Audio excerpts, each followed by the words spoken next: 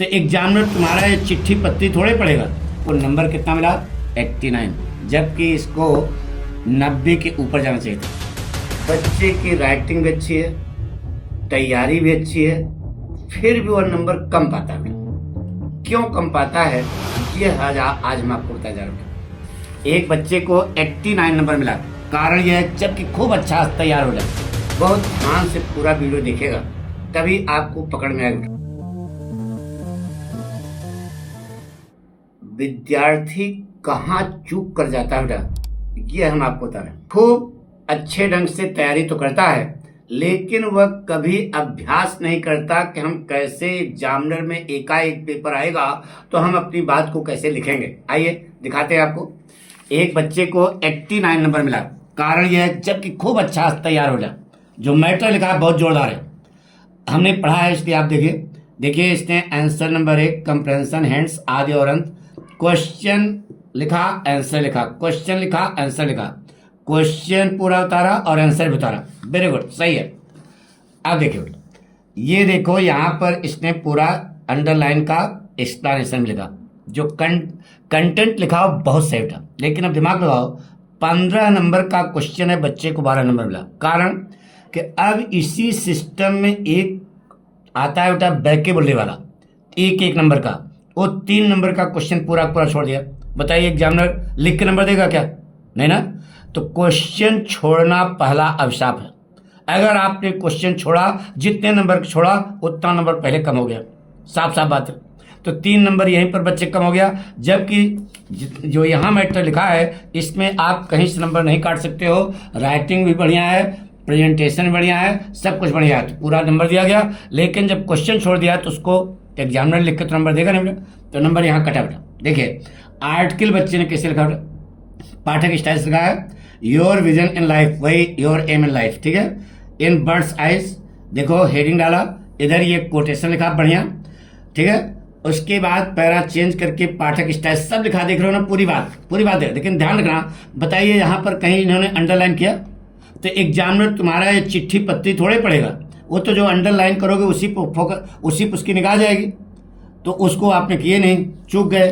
देखिए ये सब कमी हो गई, तो परिणाम ये हुआ कि 1 नंबर काट दिया उसने। जबकि जो यहाँ पर मैटर लिखा गया है, लड़के ने खूब अच्छे ढंग से तैयार कर दिया, एक टेस्ट की कॉपी है बेटा, तो खूब अच्छे ढंग से तैयार किया, लेकिन नंबर कट गया, ठीक है। तो ये सब चूक ना होगा। अंडरलाइन कहा गया तो उसको इसलिए कहा गया कि एग्जामिनर वही देखता है बेटा, जो आप अंडरलाइन करोगे उसी को चेक करेगा, बाकी कुछ पढ़े उड़ेगा नहीं। हम साफ साफ बता दे रहे हैं। आंसर नंबर 3 लेटर, देखिए बेटा इस लड़के ने जो ये कंटेंट आप देख रहे हो ना, बहुत चौकस लिखा है बेटा, आई बेग टू स्टेट, बहुत सही लिखा है, स्टैंडर्ड लिखा है। लेकिन अब गलती कहाँ है, देखिए यहाँ पर ये किसके पास चिट्ठी लिख रहा है सर। अब डेट वगैरह लिखनी चाहिए ना बेटा, कहीं किस तारीख को आप चिट्ठी लिख रहे हो बताओ, कहीं लिखा है? पूरे पेपर में देखो, देख लो तुम, कहीं लिखा है? नहीं लिखा है। यहाँ प्लेस डाल करके थैंक यहाँ लिखा, प्लेस यहाँ लिखा, एक सिस्टम से होना चाहिए बेटा। थैंक इधर होना चाहिए, प्लेस है तो प्लेस का नाम भी लिखना चाहिए, नहीं लिखा। ये सब कमी जो है अगर आप करोगे तो देखो फिर नंबर कम हो गया, 10 नंबर का क्वेश्चन, जबकि काटने यह लिखा इतना अच्छा है कि इस पर नंबर काटना नहीं चाहिए, लेकिन अब डेटे नहीं लिखी है, स्थान नहीं लिखा है, तो ये तो गड़बड़ है ना बेटा, ये गलत है। तो 1 नंबर यहाँ कटा।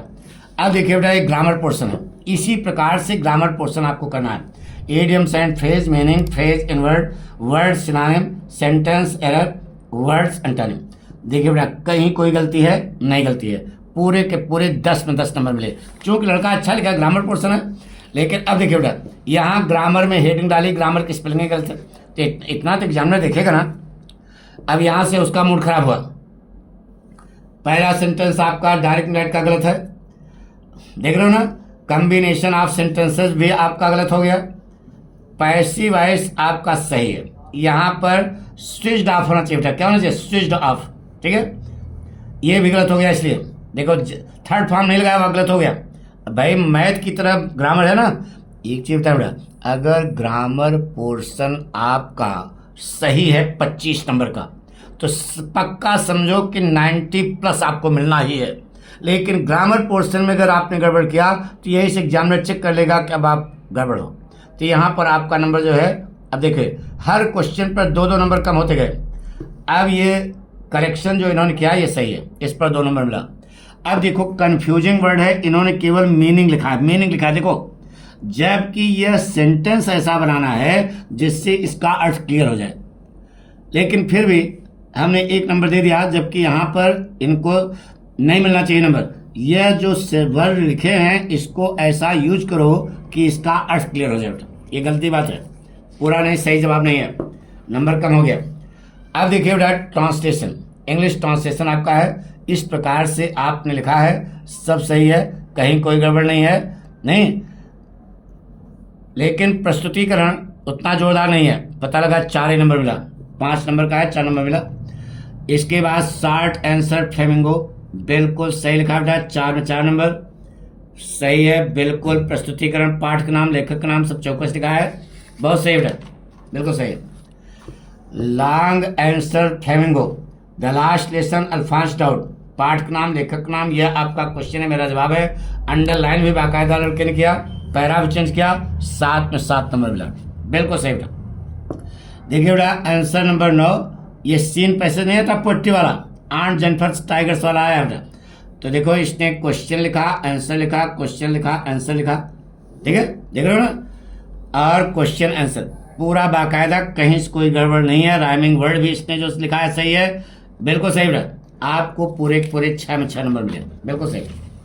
अब आइए सेंट्रल आइडिया, सेंट्रल आइडिया इन्होंने कीपिंग क्वाइट, पेब्लो नेरूदा, जन्म मृत्यु लिखा, अंडरलाइन नहीं किया है, पाठ का नाम, लेखक नाम तो अंडरलाइन किया, लेकिन ये मेन चीज है, इसको भी अंडरलाइन कर चाहिए थोड़ी, लेकिन इसने सही लिखा, बिल्कुल सही जवाब मिला, 4 में 4 नंबर मिला बेटा, कहीं कोई गड़बड़ नहीं।